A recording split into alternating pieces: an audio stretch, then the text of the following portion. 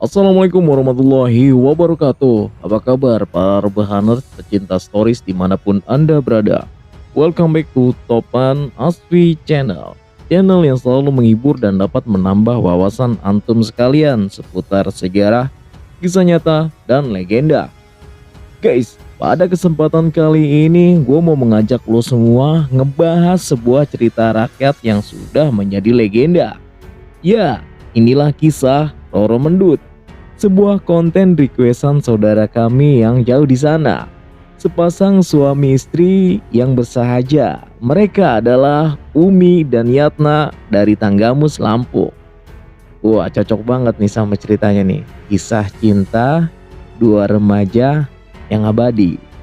Oke, terima kasih banyak ya buat kalian yang sudah mensupport channel Topan Aspi. Semoga selalu dimudahkan rezekinya. Amin. Oke, lanjut guys. Jalan-jalan ke Makassar, jangan lupa membeli donat. Kalau kamu hendak ke pasar, jangan lupa beli donat. Pantun apaan sih kayak gini? Kagak ada isinya. Oke, langsung aja. Kencangin volume, siapin ipok hitam, kunci pintu dan jendela, and stay here. This is Topan Aspi Story.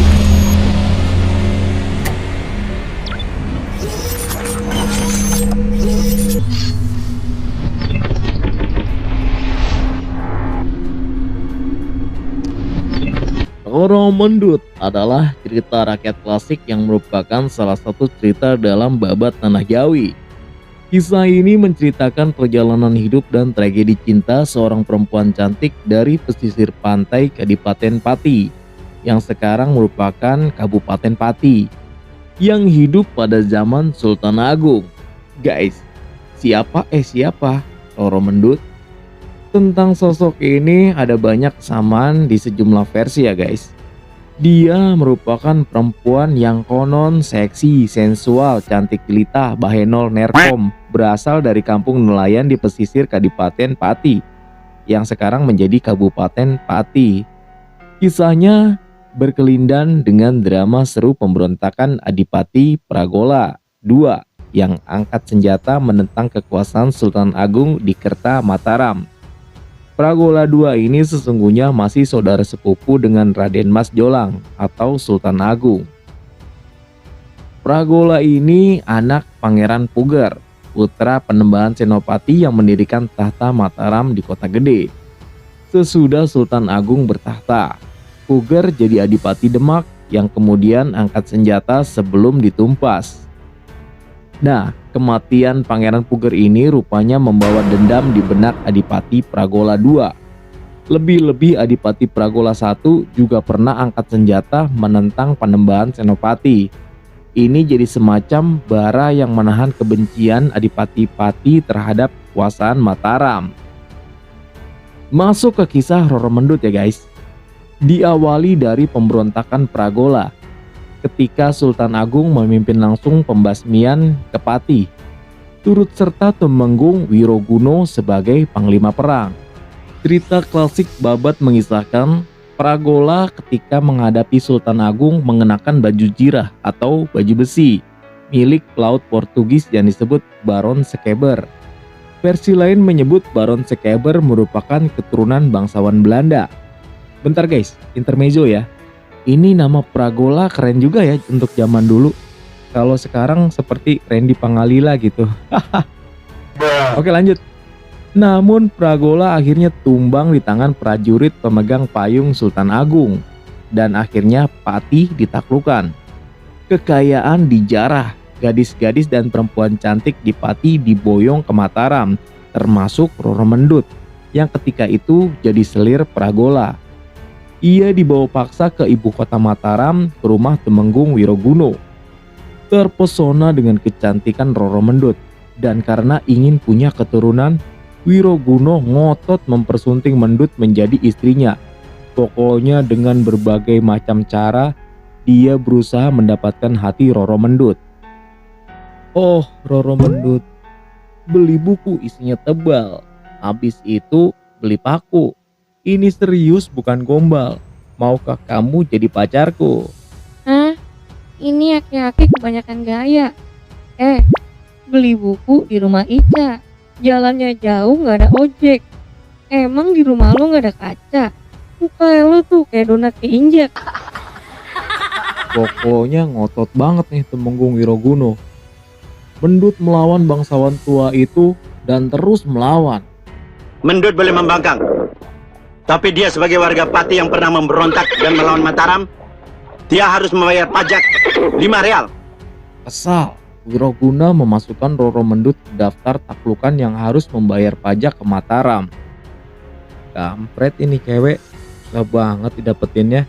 Begini aja deh, pokoknya lo harus bayar pajak ke Mataram. Kalau kagak bisa bayar pajak, lo mesti nikah sama gue. Dan akhirnya Mendut terpaksa putar otak supaya bisa mengumpulkan kepeng demi kepeng untuk pasokan ke kerajaan. Bermodal tubuh dan kecantikannya, Mendut berjualan rokok di sebuah pasar dan tempat orang biasa menyabung ayam. Tempat itu bernama Pasar Prawiro Manten, atau kemudian hingga saat ini disebut Balong, letaknya di selatan Keraton Kerta. Rokok, kacang, kuaci, permen. Nggak gitu juga kali bang jualannya. Roro Mendut menjual mahal rokok lintingannya karena yang diburu adalah rokok yang dikulumnya lebih dulu. Buset, lebih mahal lagi puntung rokok atau tegesan. Guys, ini kalau rokok yang dikulum sama Roro Mendut mahal harganya, orang rebutan ya. Coba kalau gue yang kulum dulu rokoknya, buset, yang ada orang muntah kali ya. Unsur erotisme muncul dalam sanepan demikian. Itu kata Pak Muhayat ya, putra mantan juru kunci situs Makam Mendut, yang menafsirkan demikian. Tapi nggak dicontohin juga ya sama Pak Muhayat. Jadi menurut tafsir saya itu kan kiasan tentang apa yang dijalankan Mendut. Rokok yang dicari kok tegesan. Jadi tegesan itu kayak lintingan di bibir gitu guys. Nah ini menurut saya ada unsur seksualitasnya atau transaksi seks gitu. Itu pendapat saya loh ya. Bisa aja orang lain menafsirkan beda. Itu kata Pak Mu, sapaan akrab pensiunan guru ini di dusun Gandu. Oke, kembali lagi ya guys. Situs makam Roro Mendut dan Pronocitro diyakini terletak di Bon Suwung Dusun Gandu, Desa Sendang Tirto, Berbah, Sleman. Dusun ini terletak di sebelah selatan Jalan Wonosari kilometer 10. Arah jalannya tembus ke Parangwedanan dan Segoroyoso. Mendut akhirnya bisa mengumpulkan uang cepat dan banyak dari lapak yang digelarnya. Hingga suatu saat Mendut bertemu Pronocitro, penyabung ayam yang juga datang di keramaian itu. Mereka jatuh cinta di pandangan pertama. Nah, versi cerita rakyat di Pati sesungguhnya Mendut dan Pronocitro sudah kenal sejak awal berhubungan. Mereka merajut cinta sejak Mendut masih tinggal di kampung nelayan pesisir Pati, sebelum dirampas Pragola dan jatuh ke tangan Wiroguno. Mengetahui perkembangan Mendut yang merajut hubungan lagi dengan Pronocitro, murkalah Wiroguno. Hatinya dibakar api cemburu. Ia memerintahkan pencarian Pronocitro untuk ditumpas hidupnya. Pemuda itu akhirnya tewas di tangan pasukan Wiroguno. Jasadnya dikubur di hutan Ceporan Gandu. Kematian Pronocitro sampai juga ke telinga Mendut yang masih tinggal di keputren rumah Wiroguno. Mendut tak percaya. Wiroguno mengajak Mendut melihat makam Pronocitro untuk membuktikannya. Sampai di lokasi, Mendut histeris. Wiroguno memaksa menarik pulang. Saat tarik-tarikan itulah Mendut mencuri kesempatan melolos keris Wiroguno, lalu ditikamkan ke tubuhnya. Mendut tewas tak jauh dari makam kekasihnya. Dalam versi cerita klasik lainnya yang kerap dipanggungkan lewat seni ketoprak, Pronocitro dan Mendut terbunuh saat lari dari cengkraman Wiroguno. Mereka dikejar tentara Wiroguno, ditemukan di pesisir lautan yang diduga Segoroyoso, laut buatan dari bendungan Kali Opak. Di tempat itulah keduanya terbunuh dan kemudian dimakamkan satu liang di Gandu. sebelah utara Segoroyoso. Kisah serupa jadi penutup di bagian pertama trilogi novel Roro Mendut karya Romo Mangun atau YB Mangunwijaya. Karya sejarah klasik Jawa era Mataram yang disusun H.J. de Graaf tak menyinggung kisah Roro Mendut ini. Namun tentang sepak terjang Tumenggung Wiroguno diulas cukup mendetail di dua era kekuasaan yang dilaluinya, yaitu masa Sultan Agung dan penggantinya Amangkurat I. Situs Roro Mendut yang tak terurus. Tak disangka, sebuah situs penting bersejarah panjang ini dalam kondisi sangat mengenaskan. Satu-satunya cungkup yang didirikan dan menaungi nisan bertudung kain mori, temboknya sudah bengkak. Rangka kayu, usuk dan reng sudah lapuk. Gentengnya melorot dan jatuh di beberapa bagian. Semak belukar dan timbunan sampah plastik mengepung situs makam di Dusun Gandu, Desa Sedang Tirto, Kecamatan Berbah, Sleman. Dinding luar dan daun pintu cangkup dipenuhi coretan vandalis, termasuk beberapa coretan vandalis terlihat ada di bagian dalam cungkup yang ketika disambangi masih meruapkan wangi aroma dupa dan kemenyan. Itulah situs makam Roro Mendut dan Prono Citro, pasangan tak terpisahkan sampai akhir hayat bak kisah legendaris Romeo Juliet. Cerita Mendut Prono Citro ini melegenda turun-temurun karena mereka masuk di pusaran hidup seorang panglima perang era Sultan Agung. Lokasi situs itu tepatnya di selatan SD Muhammadiyah Pajangan, Gandu, Sendang Tirto. Dari Kota Gede, dusun ini terletak di sebelah timur, wilayah Balong dan Segoroyoso, yang jadi bagian tak terpisahkan kisah Mendut. Ada di barat daya dan selatan dari Gandu.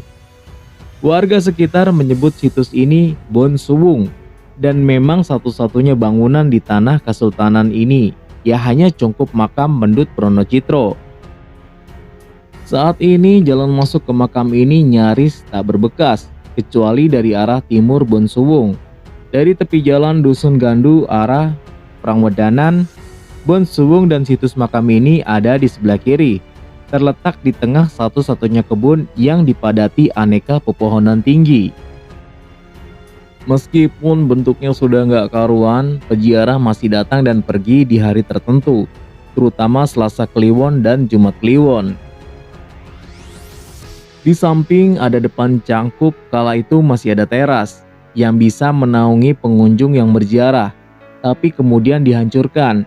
Kenang Pak Sari mengingat peristiwa beberapa tahun lalu. Situs ini sesudah era reformasi mengalami kemunduran dan juga menimbulkan kerisauan sejumlah tokoh setempat. Dinilai jadi pusat kemusyrikan, dicurigai jadi lokasi kemaksiatan, dan tudingan-tudingan miring lainnya. Akhirnya ada upaya sistematis untuk memusnahkan situs ini. Caranya ditelantarkan dan dilarang untuk jadi tujuan ziarah massal. Cerita Mendut Prono Citro dan Wiroguno bagi kalangan tua di Gandu dan sekitarnya masih kuat menancap. Umumnya, kalangan tua menyebut bukan Roro Mendut, tapi Mbok Mendut, kata Pak Muhayat, 86 tahun, sesepuh Dusun Gandu, yang mengaku tahu cerita Mendut tapi enggan membeberkannya. Sudah banyak ditulis di buku-buku, kata Pak Mu, sapaan akrab salah seorang putra mantan juru kunci atau tetua Gandu yang dulu merawat situs ini. Ia pun mengaku tahu dan paham praktik seks di situs Mendut, seperti yang pernah semarak di Gunung Kemukus, Sragen. Mengunjungi dan melihat dari dekat makam Roro Mendut Prono Citro ini merasa melintasi lorong waktu, membayangkan peristiwa beratus tahun lalu, seperti yang secara cantik dideskripsikan Romo Mangun lewat novel berjudul sama, yaitu Roro Mendut. Tidak mudah memastikan bahwa di titik itulah Roro Mendut Prono Citro dikubur di satu liang oleh Wiroguno. Tidak ada penanda apapun di makam itu, termasuk catatan sejarah tertulisnya yang akurat tidak ada. Kisah ini tersambung turun-temurun, menyisakan drama melankolik berbumbu sensualitas. berakhir pertumpahan darah dan matinya sang protagonis Roro Mendut di ujung keris Tumenggung Wiroguno. Guys, demikianlah kisah Roro Mendut yang sangat dramatis. Semoga dapat bermanfaat untuk kita semua. Terima kasih atas perhatiannya. Mohon maaf atas segala kesalahan, baik yang disengaja maupun yang tidak disengaja. Terima kasih banyak atas perhatiannya. Akhirul kalam, assalamualaikum warahmatullahi wabarakatuh.